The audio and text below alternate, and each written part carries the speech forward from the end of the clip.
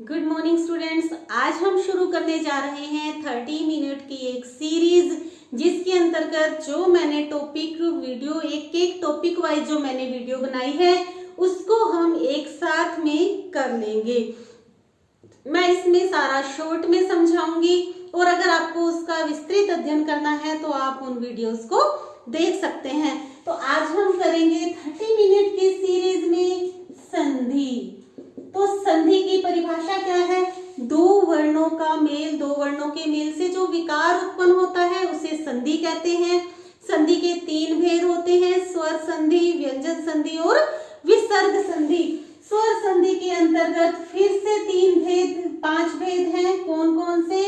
दीर्घ, गुण, वृद्धि, अयादि, अयण और अयादि संधि। तो सबसे पहले देखें दीर्घ संधि। दीर्घ संधि में क्या है कि प्रथम शब्द के अंत में क्या होना चाहिए? अ होना चाहिए या आ होना चाहिए। प्रथम शब्द के अंत में अ या आ, दूसरे शब्द का प्रथम वर्ण अ या आ। संधि आपको ध्यान होनी चाहिए कि संधि जो है वो प्रथम शब्द के अंतिम वर्ण में और दूसरे शब्द के प्रथम वर्ण में होती है। तो यहाँ पर उदाहरण देखें, मध्य प्लस अहन। तो इसे हम कैसे करेंगे? य में से कौन सी मात्रा बाहर आई? अ की प्लस अहन। अ और अ मिलकर बन जाएंगे आ। तो ये हो जाएगा, जो भी मात्रा है वो इसके साथ जुड़ जाएगी। ये हो गया मध्याह्न। तो साथ साथ में जो उदाहरण आपको मिल रहे हैं उन एग्जाम्पल्स को आप करके देखेंगे तो संधि आपकी पूरी तरह से क्लियर हो जाएगी। अगला देखें, दीर्घ संधि में बनता क्या क्या है, कौन कौन सी मात्रा है, ये ध्यान में रखनी है। आ, ई और उ बनती हैं। तो अब देखें इसमें आ का नियम हो गया। अब देखें ई का नियम। ई का नियम क्या कहता है? प्रथम शब्द के अंत में ई या बड़ी ई, दूसरे शब्द का प्रथम वर्ण भी ई या बड़ी ई, दोनों मिलाकर बन जाएंगे बड़ी ई हो जाएंगे। ठीक है। अब देखिए जैसे रवि प्लस इंद्र, ये बन जाएगा। मैं यही बता रही हूं, छोटी ई प्लस ई प्लस ई मिलकर क्या बन जाएगा? ई। ये हो जाएगा रविंद्र। जैसे सतीश, तो यदि हम इसका संधि विच्छेद करेंगे तो सती प्लस ईश। ठीक है। अगला नियम देखेंगे ऊ का नियम क्या कहता है? सेम ही, प्रथम शब्द के अंत में ऊ या ऊ और दूसरे शब्द का प्रथम वर्ण भी क्या होना चाहिए? ऊ या ऊ होना चाहिए, दोनों मिलाकर बन जाएंगे ऊ की मात्रा। तो ये हो जाएगा जैसे वधु प्लस उत्सव। तो देखिए ध में से ऊ की मात्रा बाहर आएगी और इस तरफ दूसरा प्रथम शब्द का अंतिम वर्ण ऊ और दूसरे शब्द का प्रथम वर्ण ऊ मिलकर हो जाएंगे ऊ। तो ये इस तरफ ये बचेगा। यहां देखें ये ऊ की मात्रा इसके साथ जुड़ जाएगी, बन जाएगा वधूस्व। अब चलेंगे अगली संधि पर। अगली संधि है, अगर आपको विस्तार से देखना है तो इसकी अलग अलग वीडियोस डिस्क्रिप्शन में डाल दी गई हैं, वहां आप देखेंगे, डाल दी जाएंगी। स्वर संधि का अगला है गुण संधि। गुण संधि में क्या क्या बनेंगे? ए, ओ, आर। ठीक है। सबसे पहले ए का नियम देखेंगे। प्रथम शब्द के अंत में अ या आ, दूसरे शब्द के प्रथम वर्ण में ई या ई, दोनों मिलकर बन जाएंगे ए। जैसे देखें रमा प्लस ईश, ये हो जाएगा म में से आ की मात्रा बाहर आई प्लस ईश, आ और ई दोनों मिलाकर बन जाएंगे ए। ये मात्रा इसके साथ जुड़ जाएगी, बन जाएगा रमेश। उदाहरण आप साथ साथ में रफ कॉपी पर करते रहेंगे, ऊपर दिए जा रहे हैं। अगला देखें, ओ का नियम।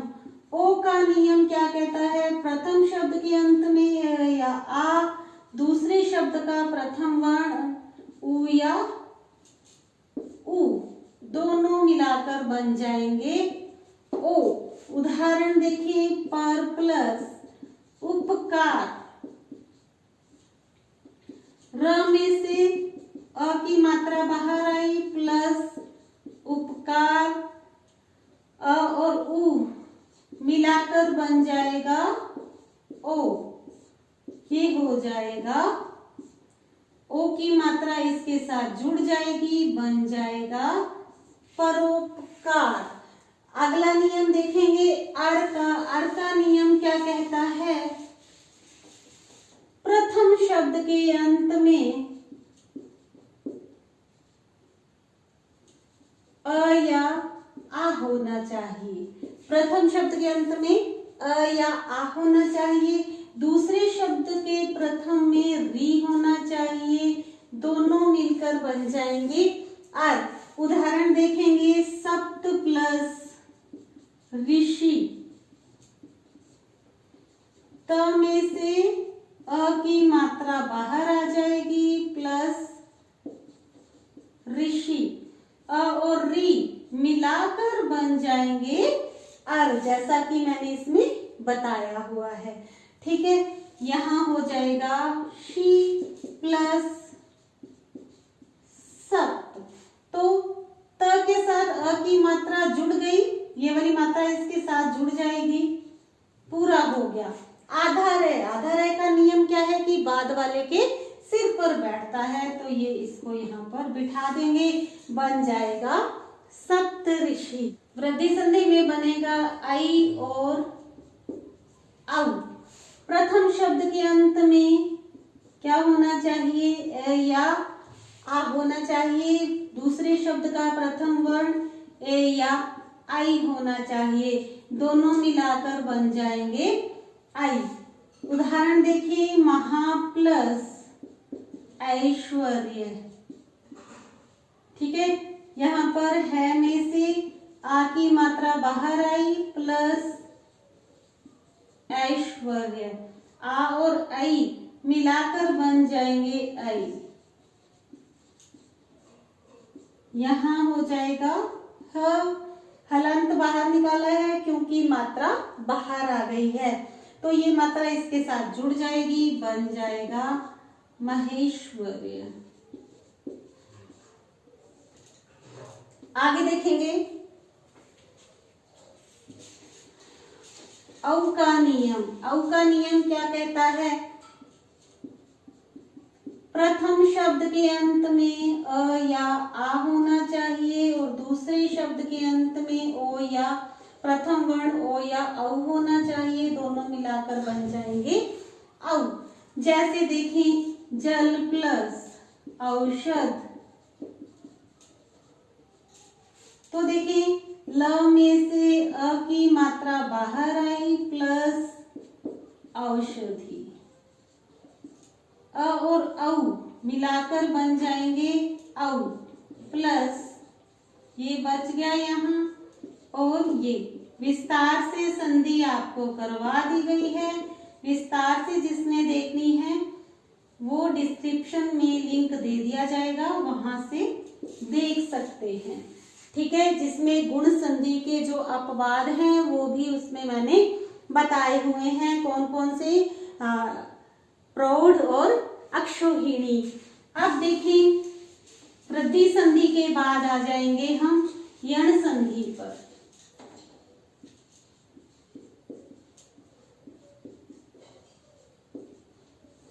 यण संधि में कौन कौन से नियम बनते हैं?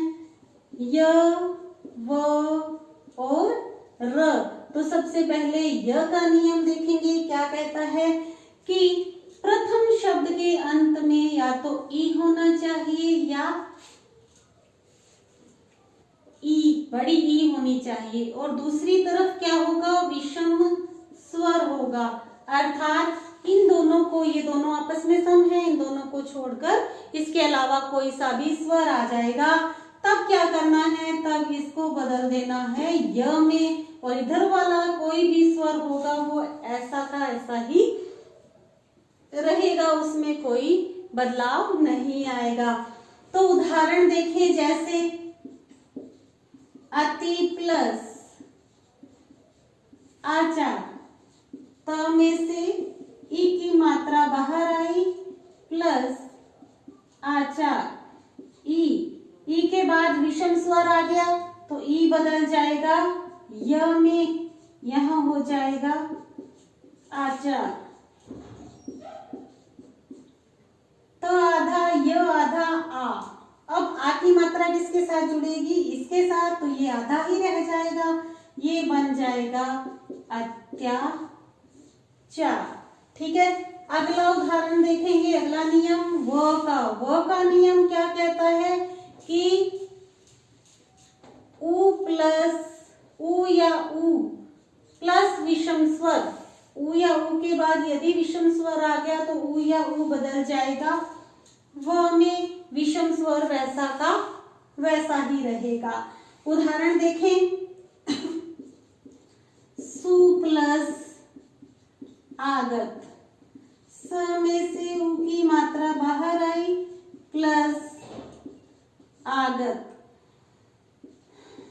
स उ के बाद विषम स्वर आ जाएगा, ये बदल जाएगा व में प्लस आगत, स आधा रह जाएगा, व के साथ आ की मात्रा जुड़ जाएगी, बन जाएगा स्वागत। आगे चलेंगे, र का नियम क्या कहता है, सेम वही रहना था, री प्लस विषम स्वर, री बदल जाएगा र में, विषम स्वर वैसा का वैसा ही रहेगा। उदाहरण देखें, मातृ प्लस इच्छा, त आधा, त में से मात्रा निकल जाएगी री की प्लस इच्छा। आगे देखें, री बदल जाएगी र में प्लस यहां हो जाएगा इच्छा। तो ये ध्यान देने वाली चीज है कि त और र मिलाकर क्या बनता है, त्र। तो ये त्र भी कैसा है, ये भी हलंत है, ये भी हलंत है, तो त्र के नीचे भी क्या लगा देंगे, हलंत लगा देंगे, और अब ये ई की मात्रा इसके साथ जुड़ जाएगी, बन जाएगी मातृच्छा। ठीक है, इसी तरह से इसके और उदाहरण हैं, आपको करने हैं। आगे देखेंगे, यण संधि के बाद अयादि संधि,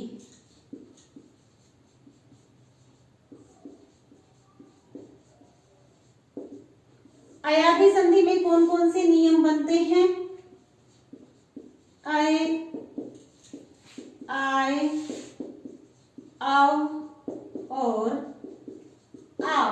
सबसे पहले देखेंगे आय का नियम क्या कहता है। देखें, ए प्लस विषम स्वर,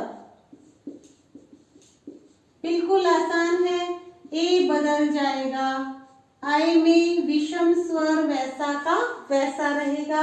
इस तरफ आई नहीं आना चाहिए क्योंकि ए आई का समस्वर है। उदाहरण देखेंगे, ने प्लस अन, न में से ए की मात्रा बाहर आई प्लस अन, नियम के अनुसार ए के बाद विषम स्वर है तो ए बदल जाएगा आई में और अन। अ की मात्रा न के साथ जुड़ गई, अ की मात्रा य के साथ जुड़ गई, बन गया नयन।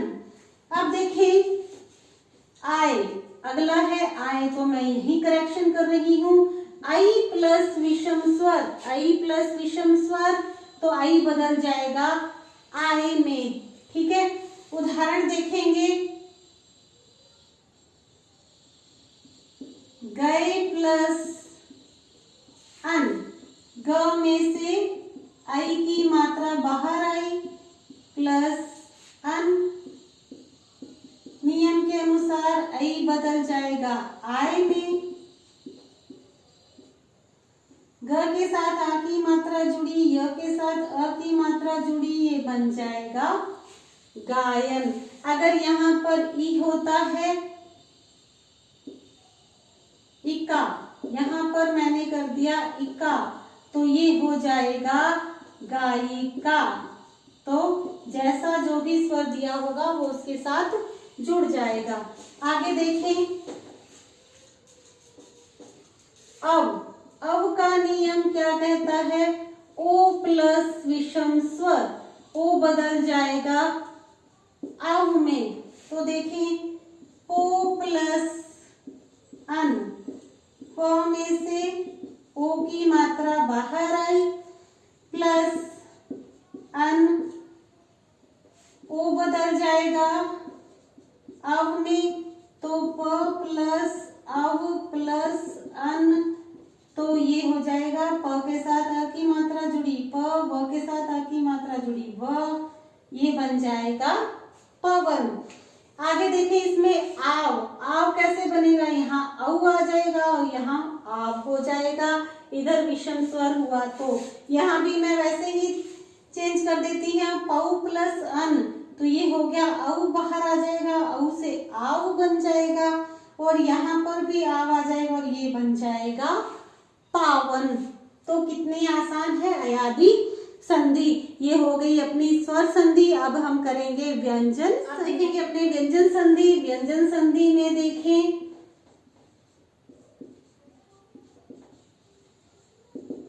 उदाहरण से मैं समझाऊंगी, उदाहरण से ही आपको नियम बताऊंगी।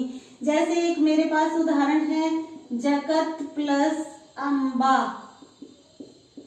ठीक है। तो व्यंजन संधि का पहला नियम क्या कहता है? नियम नंबर, यहाँ पर चेंज होते रहेंगे। नियम नंबर 1 क्या कहता है? जगत प्लस अम्बा, प्रथम वर्ण के बाद यदि कोई स्वर, तो देखिए प्रथम वर्ण के बाद यदि कोई स्वर आ जाए या किसी भी वर्ग का तीसरा, चौथा, पांचवा और य, व, र आ जाए, तो प्रथम वर्ण अपने ही तीसरे में बदल जाएगा। प्रथम वर्ण क, च, ट, त और प, ये है प्रथम वर्ण। इनके बाद में यदि कोई स्वर आ गया या किसी भी वर्ण का तीसरा, चौथा, पांचवा, य, व, र आ गए, तो प्रथम वर्ण अपने ही तीसरे में बदल जाएगा। क ग में, च ज में, ट ड में, त द में, प ब में बदल जाएगा। तो प्रथम वर्ण के बाद स्वर आ गया तो प्रथम वर्ण बदल जाएगा अपने ही तीसरे में। तो त का तीसरा द हो जाएगा, अ की मात्रा जुड़ जाएगी, बन जाएगा जगदम्बा। दूसरा नियम देखेंगे। दूसरा नियम क्या कहता है कि प्रथम वर्ण के बाद यदि कोई पंचमा अक्षर आ जाए, न, म आ जाए, तो प्रथम वर्ण अपने ही पंचमाक्षर में बदल जाएगा, अपने ही पंचमाक्षर में बदल जाएगा। तो ये देखें, त उत प्लस नति, त के बाद पंचमाक्षर आ गया तो ये प्रथम वर्ण अपने ही पांचवें में बदल जाएगा। तो इसका पांचवा कौन सा है? न, तो ये आधा है तो ये भी आधा होगा, बन जाएगा उन्नति। नियम नंबर 3, तीसरे का ए पार्ट देखेंगे, ठीक है।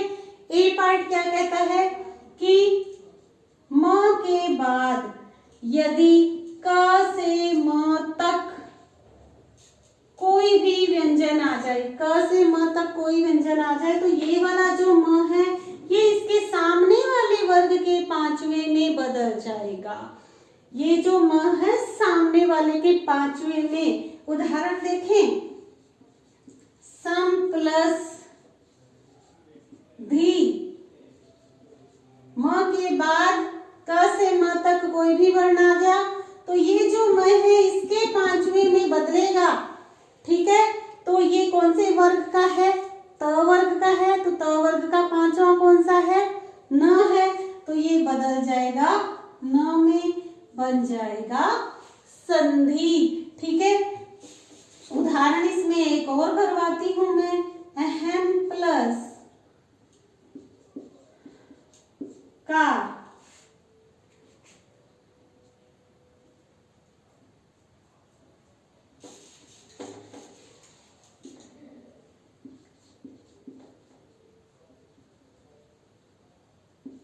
अहम प्लस कार, तो म के बाद क आ गया, क का पंचमा अक्षर कौन सा है, अंग है, तो ये अंग में बदल जाएगा, बन जाएगा अहंकार।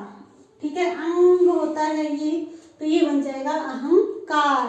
ठीक है, इसका अगला नियम देखेंगे हम, इसका बी पार्ट। बी में क्या कहते हैं कि म के बाद क से म के अलावा, क से म के अलावा कोई भी आ जाए, बचे हुए जो भी आ जाए, तो म क्या बन जाएगा, अनुस्वार में बदल जाएगा। जैसे देखिए, सम प्लस हार बन जाएगा संहार। ठीक है, अब चलेंगे अपने चौथे नियम पर। नियम नंबर 4 क्या कहता है कि सम उपसर्ग के बाद यदि क्री धातु से बने शब्द आ जाएं, कृतकार, कर्ता, करण, कृति, तो म जो है वो अनुस्वार में बदल जाएगा और बीच में स का आगम हो जाएगा। उदाहरण देखें, सम प्लस कृत, तो ये हो जाएगा, म बदल जाएगा अनुस्वार में, बीच में स का आगम, ये हो जाएगा संस्कृत। ठीक है, पांचवा नियम देखें, नियम नंबर 5, परि उपसर्ग के बाद यदि क्री धातु से बने शब्द आ जाए, तो बीच में श का आगम हो जाएगा। क्री धातु अर्थात कृतकार, कर्ता, करण और कृति।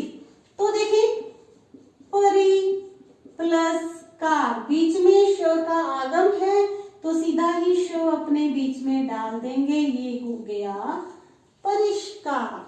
अब हम करेंगे छठा, क्या कह रहा है, देखें, त के बाद यदि च आ जाए, च या छ आ जाए, तो त बदल जाएगा छ में, च में, त बदल जाएगा च में। फिर त के बाद यदि ज आ जाए, तो त बदल जाएगा ज में। त के बाद यदि ट आ जाए, तो ये बदल जाएगा ट में। त के बाद यदि ड आ जाए, तो ये बदल जाएगा ड में। त के बाद यदि ल आ जाए, तो ये बदल जाएगा ल में। इसी तरह से यदि यहाँ पर द आ जाए इस तरफ, तो भी उसी में बदलेगा। जैसे देखिए उदाहरण, उत प्लस ज्वल, त के बाद ज आ गया, तो त बदल जाएगा ज में। तो देखें, इसको बदल दे, ये ऐसा का ऐसा ही लिखना है, ये बन जाएगा उज्ज्वल। इसी तरह से उच्चारण, उड्डयन, तल्लीन, बहुत सारे इसके उदाहरण हैं, मोस्ट इंपोर्टेंट है ये। आगे देखें, ये था छठे का ए पार्ट, छठे का बी पार्ट। देखें क्या कहता है कि त के बाद यदि ह आ जाए, त के बाद ह आ जाए, तो त बदल जाएगा द में, ह बदल जाएगा ध में। तो देखें, उत प्लस हार क्या बन जाएगा, त बदल जाएगा द में, ह बदल जाएगा ध में, बन जाएगा उद्धार।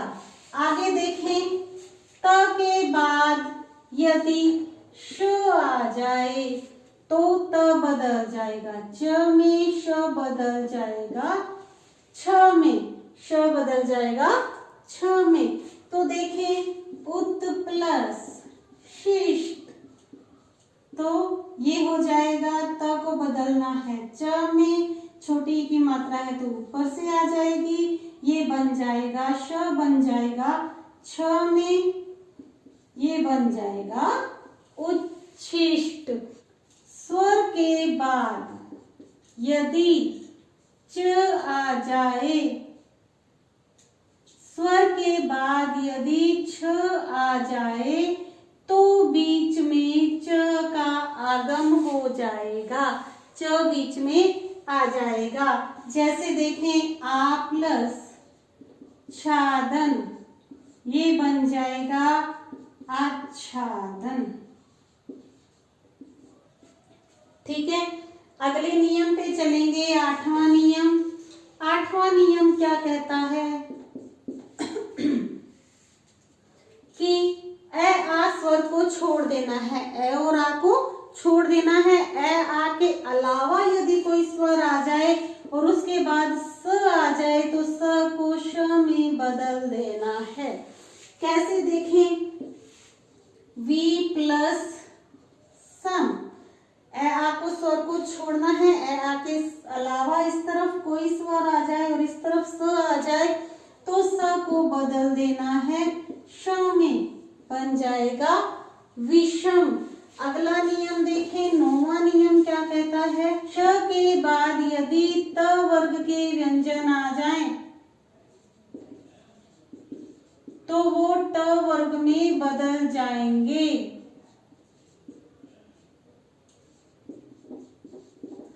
देखें कैसे, जैसे मैंने लिखा कृष प्लस न, तो न किस में बदल जाएगा, अण में बदल जाएगा, तो ये बन जाएगा कृष्ण। आगे देखें नियम नंबर, इसी के अंतर्गत एक और देखें कि प्रति प्लस स्था। ठीक है, इसमें 8वां और 9वां दोनों नियम काम करेंगे। पहले देखिए 8वां नियम क्या था कि ए आ को छोड़कर किसी भी स्वर के बाद यदि स आ जाता है तो स बदल जाएगा श में, और श के बाद यदि थ आ गया तो थ बदल गया ठ में, तो ये बन जाएगा प्रतिष्ठा। कहता है कि री के बाद यदि न आ जाए, री या र के बाद, री या र के बाद यदि न आ जाए तो न बदल जाएगा अण में। जैसे देखिए री प्लस न बन जाएगा ऋण। जैसे राम प्लस अयन, ये वैसे तो दीर्घ संधि है लेकिन यहाँ पर व्यंजन संधि काम करेगी, बन जाएगा रामायण। विसर्ग संधि का पहला नियम क्या कहता है कि विसर्ग से पहले यदि अ हो और विसर्ग के बाद घोष व्यंजन हो। घोष व्यंजन कौन से होते हैं, पहला, तीसरा, श, श और स। ठीक है, तो ये दोनों मिलकर किस में बदल जाएंगे, ओ में बदल जाएंगे। जैसे देखें मनः प्लस विज्ञान, तो विसर्ग और अ बदल मिलकर बन जाएगा मनोविज्ञान। ठीक है, अगला नियम देखेंगे हम। अगला नियम क्या कहता है कि विसर्ग से पहले यदि अ हो और विसर्ग के बाद भी अ हो तो क्या करना है, ये दोनों मिलकर तो बन जाएंगे ओ में और इसका लोप हो जाएगा, इसको हटा देना है। उदाहरण देखें, प्रथमः प्लस अध्याय, तो ये बन जाएगा, इसका लोप कर देना है, ये दोनों मिलकर ओ में बदल जाएंगे, ये बन जाएगा प्रथमोध्याय। अगला नियम कहता है कि ई और उ विसर्ग से पहले यदि हो, विसर्ग से पहले यदि ई उ हो और विसर्ग के बाद यदि कोई विसर्ग स्वर और जिसमें व्यंजन दोनों आ जाएंगे तो घोष वर्ण में क्या है, तीसरा, चौथा, पांचवा और र, ल, व, ह। और क्या होगा इसके साथ में? स्वर आ जाए तो विसर्ग किस में बदल जाएगा? र में बदल जाएगा। उदाहरण देखें, निहि प्लस भाषा। विसर्ग के पहले ई की मात्रा है, उसके बाद में स्वर आ गया तो विसर्ग बदल जाएगा र में। र के साथ आ की मात्रा जुड़ जाएगी, बन जाएगा निराशा। ठीक है। आद, दंत्य ए घोष आ जाए। ये मैंने विस्तार से बताया हुआ है आपको। जब विसर्ग संधि मैंने करवाई थी तो दंत्य ए घोष कौन से होते हैं? त, थ और और दंत्य भी और अघोष भी। और वो कौन सा होता है? स। ये दंत्य भी है और अघोष भी है। तो विसर्ग किस में बदल जाएगा? दंत्य स में बदल जाएगा। जैसे देखें, निहि प्लस स्वार्थ। ठीक है। तो ये बदल जाएगा, विसर्ग बदल जाएगा स में, ये बन जाएगा निस्वार्थ। अगला नियम देखें। अगला नियम क्या कहता है कि विसर्ग के बाद यदि तालव्य अघोष आ जाए, तालव्य अघोष आ जाए तो विसर्ग बदल जाएगा तालव्य श में बदल जाएगा। तो तालव्य अघोष कौन कौन से होते हैं? च, छ और श। ये तीनों क्या है? तालव्य भी हैं और अघोष भी हैं। तो देखें, निहि प्लस छल, तो ताल विसर्ग किस में बदलेगा? तालव्य श में बदल जाएगा, ये बन जाएगा निश्चल। ठीक है। अगला, विसर्ग के बाद यदि क, ट, प और फ आ जाए तो विसर्ग मूर्धन्य श में बदल जाएगा। कैसे बदलेगा देखें, एक उदाहरण मैं दे रही हूं, निहि प्लस फल।